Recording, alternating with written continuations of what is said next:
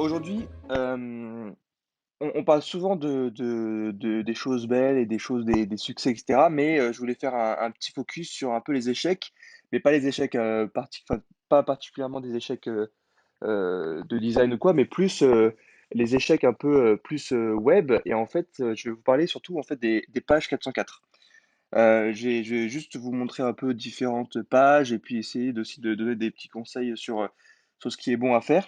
Hem alors, une page 404, il faut jamais négliger sa conception. Il faut, toujours essayer de de donner à l'utilisateur de rebondir sur le site, de faciliter, en tout cas sa lecture, de pas qu'elle soit trop chargée et cetera et éviter que l'utilisateur soit dans une impasse, en fait et qui pourrait, lui amener à quitter le site s'il n'arrivait pas à revenir sur, une page un peu plus, correcte. Donc là, clairement, par exemple, cette page 404 ici, qui est pas du tout dans les usages, en tout cas, qu'on pourrait penser. Je vais vous montrer, quelques exemples avec quelques tips. Alors la première, par exemple, c'est de parler le langage de l'utilisateur. Donc là, par exemple, il n'y a pas forcément de gros, choses techniques sur Patagonia. On est vraiment, alors même que le message soit en anglais, ça reste quand même assez clair. Il n'y a pas de référence, au nombre 404 parce que pas tout le monde ne connaît aussi l'erreur 404, heu voilà, ça reste clair et précis.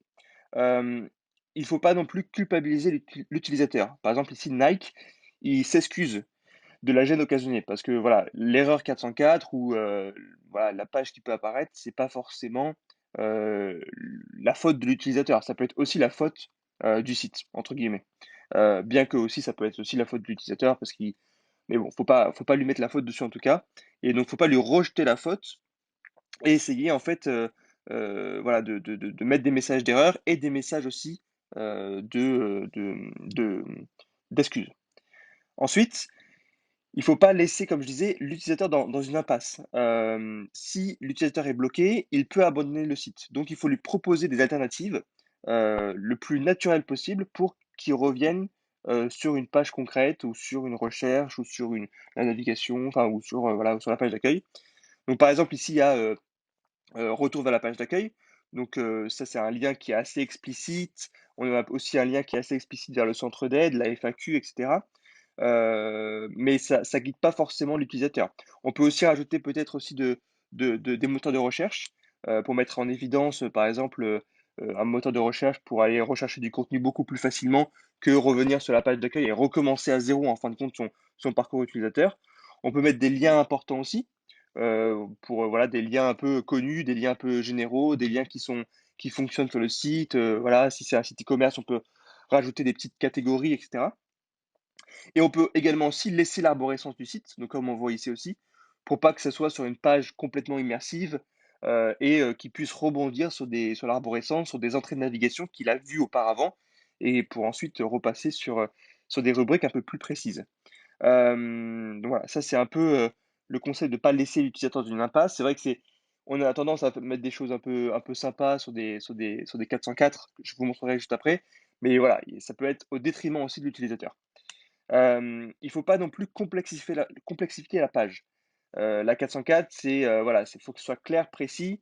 S'il y a trop d'informations, on va se demander qu'est-ce que c'est, ça va pas être facilement interprété. S'il y a trop de liens, on va pas savoir où aller, machin et cetera. On peut avoir, de la confusion, donc voilà. Faut rester simple. Donc ici, rue du commerce, voilà, c'est assez complexe, assez chargé. On sait même pas trop si c'est une page 404, on sait pas si c'est voilà. Donc voilà, c'est quand même à éviter essayer de faire une page très simple. Il faut rester aussi dans le thème du site. Par exemple, aussi pour rester aussi, on va dire dans le ton de voix du site aussi. Par exemple ici, Burger King qui reste aussi avec, voilà 404, le petit burger, la page a été dévorée, donc ça reste vraiment dans l'humour de Burger King et ça reste aussi dans les codes de la 404 avec, message clair, précis, voilà. Alors certes, ils ont utilisé le mot 404, mais ils ont utilisé de manière un peu humoristique avec le burger et il faut que ça reste donc homogène par rapport au site. Pour ne pas avoir l'impression qu'on a quitté le site suite à une erreur technique, mais qu'on est quand même resté sur le site, mais que c'est sur le site qu'il y a un problème. Ensuite, il faut dédramatiser l'erreur. Donc c'est aussi ça rejoint un peu ce qu'il y a avec de ne pas mettre la faute sur l'utilisateur, mais aussi dédramatiser l'erreur pour que ce soit sur un ton humoristique et en simplifiant évidemment un message clair et cohérent. Donc là, Pixar, il joue avec son petit caractère et cetera pour voilà, il y a quelque chose qui va pas, c'est un peu d'humour et cetera. Donc c'est ça rend un peu le truc un peu plus friendly pour l'utilisateur. Ensuite, il faut s'adapter à la cible. Bien qu'il y a des sites qui sont quand même généraux, enfin, il y a des sites qui touchent à pas mal de cibles. Par exemple, ici sur, KonMari, donc Marie Kondo, qui est l'adepte donc du rangement, ils ont gardé un message clair et assez aussi, assez sympa, assez, adapté en fin de compte au site et adapté aussi à aux gens qui vont sur leur site. Les personnes, les utilisateurs qui veulent aller sur leur site, qui vont par exemple sur le site de Marie Kondo, c'est aussi pour voir un peu pour le rangement et cetera. Donc là, ils ont mis un message, un ton de voix qui s'adapte aussi non seulement au site, mais aussi à la cible. Par exemple, voilà, on a nettoyé cette page et puis on vous laisse quitter cette page, voilà, de manière, sereine et cetera. Donc voilà, ça reste, très sympa aussi ce genre de petits, 404 qui me font penser aussi à des petits easter eggs où on va peut-être aller, voir sur le site et tomber sur cette page-là et que ça peut être assez sympa, peut-être avec un jeu et cetera. Je vais vous montrer des exemples après qui sont assez cool. Et ensuite, il ne faut pas ramener l'utilisateur, automatiquement à la page d'accueil. On peut lui proposer un bouton pour revenir à la page d'accueil, un call to action qui va être affordant et qui va lui-même, en fait, cliquer sur le bouton, mais également, enfin, en tout cas, il ne faut pas utiliser un back home automatique. Donc là, on peut voir ici qu'il y a un compteur, ça commence à 10 secondes. Là, c'est figé, mais c'est à 3 secondes et en fin de compte, au bout de ces 3 secondes ou ces 10 secondes, hop, ça va retourner automatiquement sur la page d'accueil. Donc c'est à éviter en tout cas. C'est à éviter pour éviter, ça reste une règle aussi, très classique en UX, c'est que l'utilisateur garde le contrôle sur son parcours. Donc voilà, ça c'est un peu des exemples et des petits tips que je peux vous donner pour ça. Je vous enverrai le lien de l'article sur lequel je me suis inspiré. Et je vais vous montrer d'autres exemples de 404 rapidement. Donc par exemple ici, alors les exemples vont vous montrer, enfin ils vont prendre en compte effectivement les tips, mais il y a aussi des exemples aussi qui vont être complètement loufoques, vous allez voir. Donc par exemple ici, 404, donc Amélie, assurance maladie, on est très, voilà, très, très simple avec des boutons pour amener, à la page d'accueil et cetera. Google ici, bien que ce soit Google, eh ben, ça reste quand même très bizarre parce qu'on n'a pas de retour possible. Voilà, ça reste très technique. Et voilà, c'est bon, bon, c'est peut-être pas à l'image de Google, mais peut-être aussi à l'image de Google en même temps. Enfin voilà, c'est un peu bizarre. WeTransfer, c'est carrément machiavélique. Enfin, c'est très très bizarre. Enfin, voilà, c'est très bon. Il y a quand même des liens, etc. Mais ça reste très très bizarre. Enfin, je pensais que WeTransfer, ça allait être un peu plus engageant, je trouve, avec les choses qu'ils font sur leur site. Bah, voilà, par exemple, McDonald's, ça reste, par rapport à Burger King, ça reste voilà, quelque chose de très aussi classique. Hop, hop, hop, une petite image. Bon, c'est pas. Voilà, il y a des pages 404 qui sont vraiment très simples. Celle de Paris, voilà, oups, avec un peu plus de contenu, un peu plus voilà, une petite infographie assez sympa, etc. Airbnb, qui commence à mettre voilà, des petits, des petites animations assez sympas aussi qui restent dans la cible. C'est assez friendly, c'est assez par rapport au tourisme, etc. La petite glace qui tombe, etc. Et de nombreux liens, comme je vous disais juste avant, de nombreux liens qui permettent à l'utilisateur de repartir de cette page. Apple, très simple aussi, mais avec un moteur de recherche ou un plan du site, assez sympa aussi. Là, je voulais mettre cet exemple parce que, Jira, c'est voilà, c'est carrément, la mort, enfin ça ils ont joué sur le lien mort et cetera, donc c'est pas forcément très, friendly, mais bon, ça t'explique vraiment qu'il y a un souci, voilà, sur ce qui se passe. Zalando avec, comme je vous disais, avec l'e-commerce et ben, on remet peut-être des catégories phares, femmes, hommes, enfants, pour revenir, sur des pages, de produits.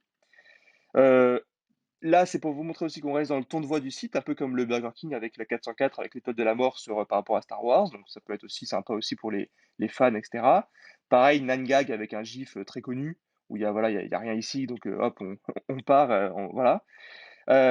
Slack, intéressant d'avoir aussi un peu plus d'interaction aussi. Donc là, je peux scroller un peu à droite, à gauche. Je peux jouer avec les petits cochons, les petites poules. Donc c'est un peu plus interactif. Hop, qu'est-ce que je peux passer? Ici, voilà, ici, bon, on a des sites un peu plus classiques, hein, je dirais pas des sites d'auteur, mais voilà, c'est des choses un peu classiques aussi. Mais bon, on reste sur le thème du site, la DA du site en tout cas, et c'est pas forcément le langage approprié pour une 404, mais ça peut être aussi intéressant aussi d'avoir des choses comme ça. Ici, c'est une agence, et ben, ils jouent aussi sur l'humour avec ce GIF. Voilà, on finit et le match et on arrive, donc évidemment, c'est un GIF qui n'en finit pas, donc c'est assez drôle aussi. Decathlon qui joue aussi avec le ton, gardez-en sous la pédale, et cetera, avec une petite animation qui essaie d'attraper la page, mais qui n'arrive pas, avec ces trous-là. Donc c'est assez sympa aussi. Ça, j'aime bien aussi pour le côté, alors je sais pas si c'est voilà, ils arrivent à trouver des petits tips, des petits trucs, voilà, cette page est partie est en vacances et vous? Il y avait aussi hier, j'ai vu par exemple, visiter la 404e merveille du monde, donc ils jouent avec les mots aussi, donc c'est assez cool. Pareil, Disney aussi joue avec les mots, quelqu'un a dévoré la page, un peu comme Burger King. Heu, Après Spotify, ils jouent avec des animations. Figma, ce qui est cool, Figma aussi, c'est pour nous designers aussi, c'est que Figma, je pense que vous l'avez déjà vu, mais ils ont carrément la 404 avec les courbes de Bézier et la plume en fait, ici, on peut jouer avec le chiffre 404, donc c'est bon, c'est assez cool. Alors, il y a pas forcément de retour à l'accueil ou quoi, mais il y a quand même la navigation. Mais je trouvais ça assez sympa. Ici, Canva, on a carrément un jeu pour faire patienter. Donc, tu peux passer quelques minutes à essayer de faire le jeu pour t'amuser. Voilà, c'est un peu ludique. Pareil ici, on peut jouer avec un jeu très connu sur l'ordinateur. Voilà, donc c'est vraiment, il y a des gens qui s'amusent à faire des 404 assez cool. Pareil ici, là, on peut carrément envoyer, voilà, c'est carrément de l'interaction. Donc, on voit très bien la différence entre une page Amélie 404 et une page, ici, complètement interactive, assez cool à jouer et cetera.